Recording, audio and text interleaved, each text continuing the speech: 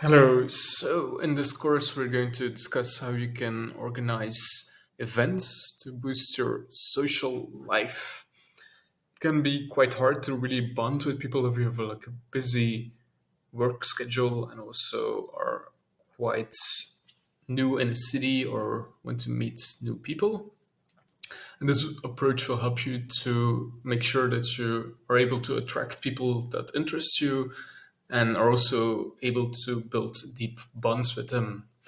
So let's go over each step and see how you can do this for yourself.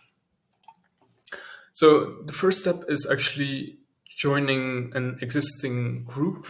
This can be, for example, Toastmasters, a salsa dancing group, or something that interests you. It's always better if there's like a mix of men and women because that attracts a more diverse audience. It's also possible that you join, for example, a boxing club and then you might be just having men around you, and that's no problem if you prefer that. But it can be a good idea to join something that has both men and women if you prefer more diverse conversations. So that's up to you. And the first step, it's as I mentioned, just joining the social group and attend every single course. Make sure to be social, say hi to people, ask them about their day, and so on. And try to stay after the course so you can have a drink with people and see who you get along with and who is not a great fit for your lifestyle. And after a few drinks, you can start to see what person you have a good vibe with. It's also possible to attend multiple courses and see which people work best and then focus on these types of activities.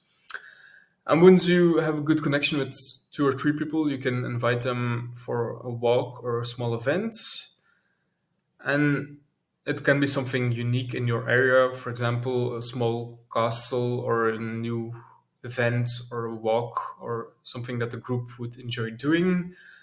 Try to make sure that something unique or fun that not everyone has done already. Otherwise, what's the point? They'll be like, okay, I already done it. But if you find like something unique or cool in your area, they might be more likely to join. There are multiple ways to do this. You can check Airbnb experiences. You can reach out to your local tourists organization. There are probably some blogs about things to do in your area and so on. Some cool things you can do are viewpoints, old buildings, and walks. You can even attend a workshop or rent a boat. Museums are also a great option, and so on. Things I wouldn't recommend is going to the movies because you're not able to talk, you're not able to, really have a deep bond. So I wouldn't do that. And the main advantage of these trips is that you really get to know each other. If you're like walking for a few hours or like have to find solutions to a problem, for example, where are we going to eat? You're able to like really create a bond and build up a deeper connection than when you would just go to cinema. So make sure that's an activity that allows you to talk and have deep, meaningful conversations. So once you have the first meetup or the first trip, you can try to add more people to the group. When you have some pictures of the first trip, you can post these on social media, and these can be used as a way to convince other people to join as well. You can just add people to a WhatsApp group and go from there. Obviously, if you have already two or three people, you can ask them to invite friends as well. And just make clear that the goal of each trip is to have a walk or go to a museum or whatever, so people know what they can expect when you add them. Always make the expectations clear, for example, how much they have to pay and what is expected of them. And it's also important to be quite selective and make sure that people are excited when they join. For example, there's no use when people say they're going to attend and last minute they flake every single time. It's just a waste of time and energy. So make sure that you pick the right people and remove the ones that are not active. And once you have added people to the WhatsApp group, you can use a doodle or WhatsApp poll to find a date for a new activity and try to add 4 people for the next trip. So the second trip should be around 4 to 5 people in total, because people might cancel and so on. So that would make sure that there are still some friends that are able to attend the trip. It's also a waste of time and energy to organize everything and then everyone flaking last minute. So make sure that your group is big enough. Worst case, you can go with 2 or 3 additional people, but try to make sure that you have some people in the group or enough people in the group. So once you have a date, you organize everything, and if it's a bigger group, it's essential that you make sure that everything is taken care of. This ranges from where you're going to park to the toilets, where you're going to eat, and so on. You can bring some snacks to make sure that everyone is having fun during the trip itself. And a first aid kit, if you're going for a big walk, could also be handy. It's also important that you double check everything. So if you do a walk, for example, make sure that it's easy to do for everyone, that everyone has the right shoes, and that the signs are clear so you don't get lost along the way, because that would be kind of annoying.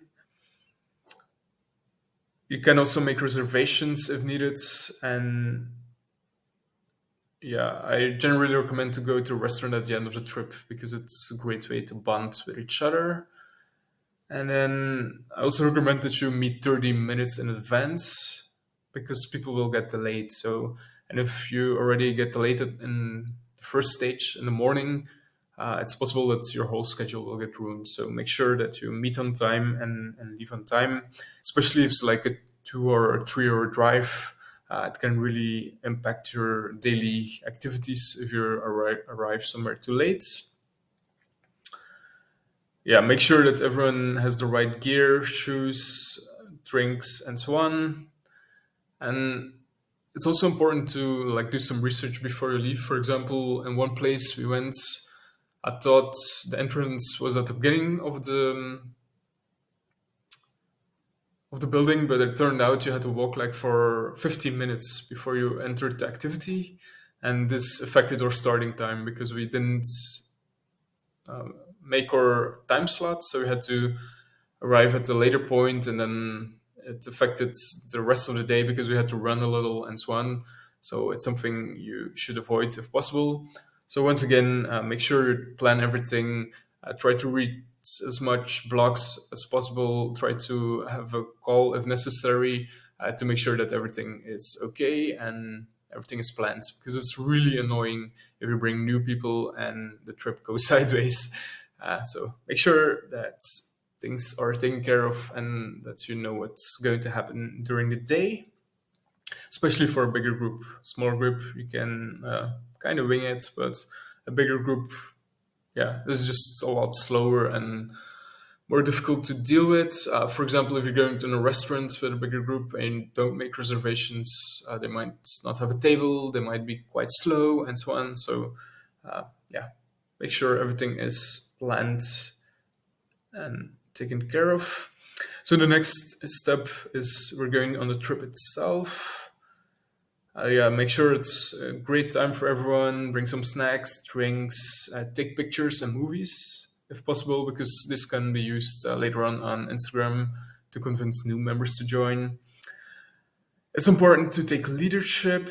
Don't be a dictator, but make sure that things get solved. For example, if someone is feeling sick, you try to find them food or drinks or whatever to get them feel better.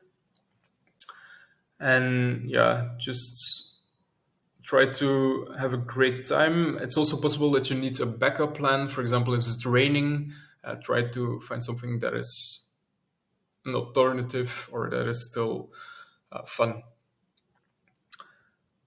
So the next step is after a trip, make sure to share the pictures. You can use CapCut or Fiverr to spice things up. CapCut is just a software where you can use different templates and add some effects to make it look cooler. And then Fiverr is a website where you can hire a freelancer quite cheaply to edit your videos if needed, maybe like adjust the light or whatever. So just to make sure that things look cool or like fun. After this, it's time to ask some feedback from people, what went well, what didn't, and use this for your next adventure. You can already ask people what they're interested in, and yeah, just make sure to keep the group alive. For example, if there's a big time gap between the two events, you can introduce or mention that you're going to a certain bar or event, just to keep things alive.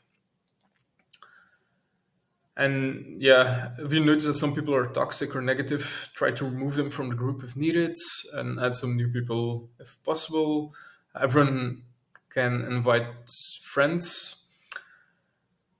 One thing to take into account is like the gender balance. If there are like too many men, it's possible that a woman will flake because they don't feel hurt, or they might feel that they're like just not enough women for them to feel comfortable or to enjoy things. So make sure to have enough women if you want to have like a more diverse group, because otherwise like men might drown out the woman by making crass jokes or being like more aggressive. So that's also something you have to talk about. Make sure there are clear boundaries so don't make people uncomfortable or whatever. So yeah.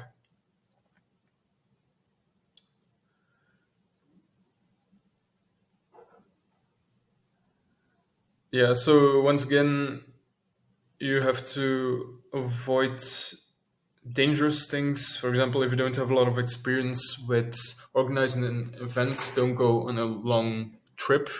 And there are a lot of YouTube videos about people getting lost in the wilderness and having to survive and so on. So make sure you don't end in one of these episodes, and plan everything accordingly. Start with a small trip and gradually go for more complex or more advanced trips.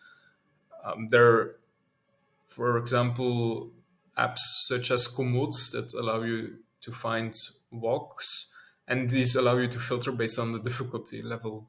For example, if you have a group with people that don't walk a lot, don't go for the advanced walking tours. For example, we did one and it was quite slippery along the way because it rained a little. Um, yeah, if your group is not prepared for this, it might end quite bad because people will get upset, angry, and they won't join you for the next event. So make sure that you avoid these things, and pick something that is appropriate for your group. Also, it's important that you filter the right people. So make sure that you only hang out with people that you enjoy. Sometimes you might have to have a difficult conversation where you say to someone, okay, I like you as a person, but I just feel that you don't vibe with the group, or I feel like you bring negative energy or whatever. And then it's possible that you don't invite them for the next event. Once again, it's a hard conversation.